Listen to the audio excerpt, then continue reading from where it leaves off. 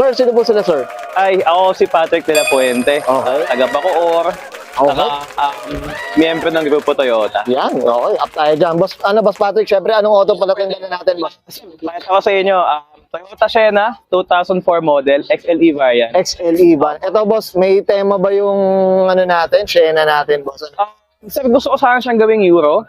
Pero sa ngayon, wala pa tayo masyadong flare. Kaya clean builds muna. Oh, yun. So, yun muna po yung makayanan sa ngayon. Pero papunta ka sa Euro. Yan, no? Abangan natin.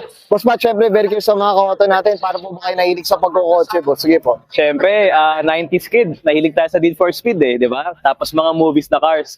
Pero unang-una, natuto talaga ako sa kotse dahil sa tatay ko. Yung tatay ko, mahilig sa kotse. Pero yung hilig ko sa kotse kasi is parang bumili lang. Hindi mag-maintain. So, sa akin, mag-maintain ng lumang kotse, sa kanya is bumili, magpalit. Oo, gano'n na din. Ikaw taga-passion talaga, boss, eh, no? Enthusiast, boss, enthusiast. Enthusiast. Well said, boss Pat, syempre, sa auto culture, okay lang po ba? Check natin, loob, labas, makina, okay lang po? Pwede, sir, sige. Pwede. So, tara, check natin.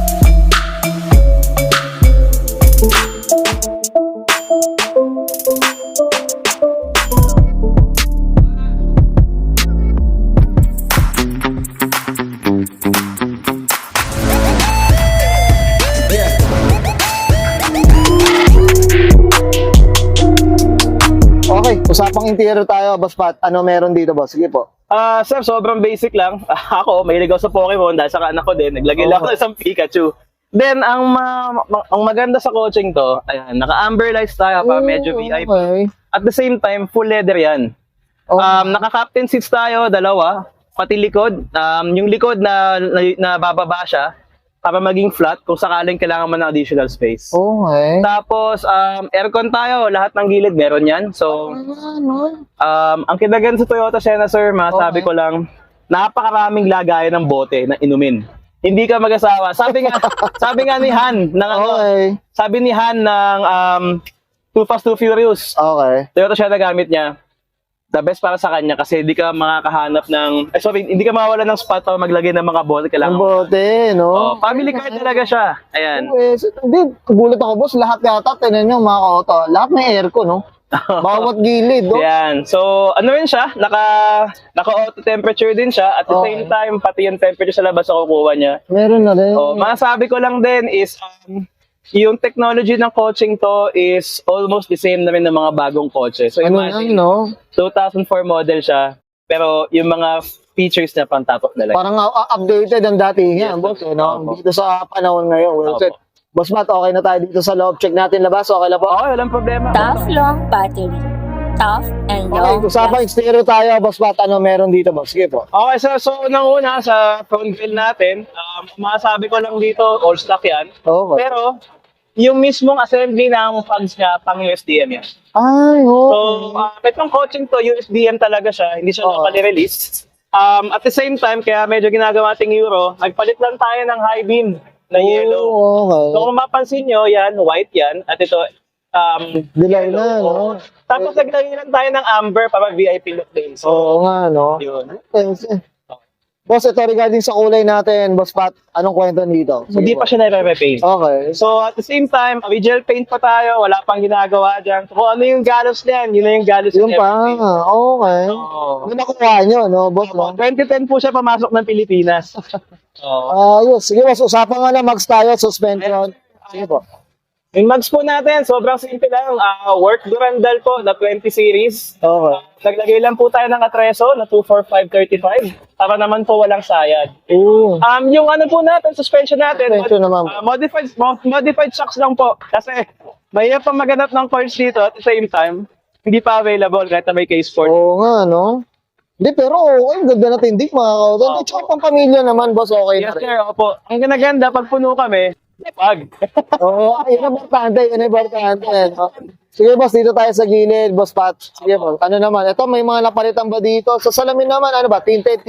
Sir, ang kinaganda po sa salamin ng Sienna is privacy glass po yan. Okay. Wala pong tint yan, sir. Kung sakali pong medyo nagdidilim to, dahil po original Toyota privacy glass. Privacy talaga. Yes po. Pero yung harap. Yung harap po, clear po yan. Patayin ko po.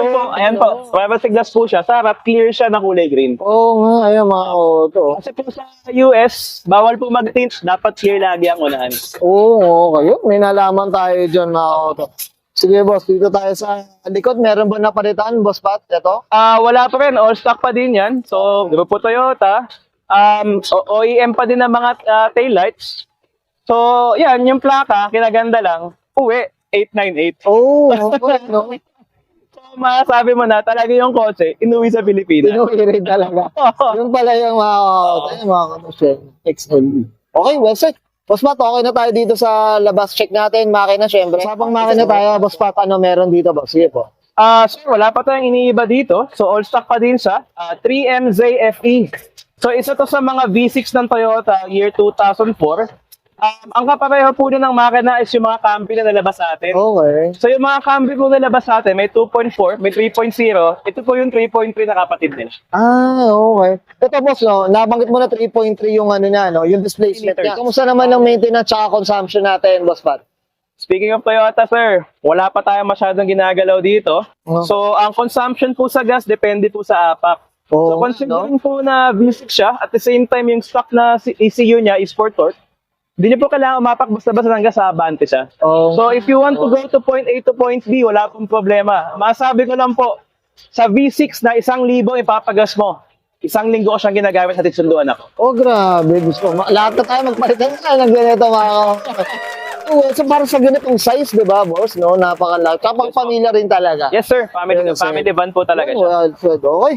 Boss Pat, okay na tayo dito, boss? Maraming salamat, sir. Yan, okay guys, tayo natin interior, etc. Engine bay, syempre usapang ano tayo, Sienna, na XLE, mga kayo ito. Dito kay Boss Patrick de la Fuente. Boss Pat, di mawala, shoutout na tayo, boss. Give go. Okay. Sir, unang-una, shoutout, Auto Culture. Follow niyo yan. Panoorin niyo yung videos niyan. Siyempre, salamat sa feature. At the same time, yung asawa ko, suporta, salamat. Pikit na lang palagi pag bumibili ng pyesa. Sumunod, yung tatay ko, ayun, yung kotse mo na feature na. Noong una, ayaw pang i-lowered. At the same time, bagay na bagay talaga yung Durandal. Oo. Pag umuwi ka, mas gaganda pa yung kotse mo, kaya umuwi ka na. Para madagdagan yung budget, madagdagan yung budget. Kapag mo nadabuhan ka, igamit mo lang.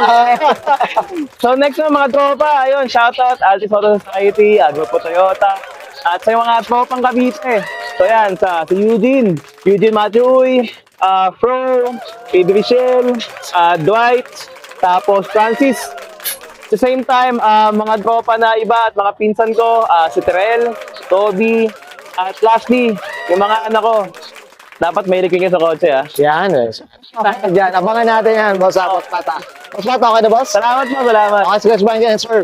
Patrick, de la Fuente, pasok ng 2004, usapan Toyota Sienna XLE variant, and this is Auto Culture.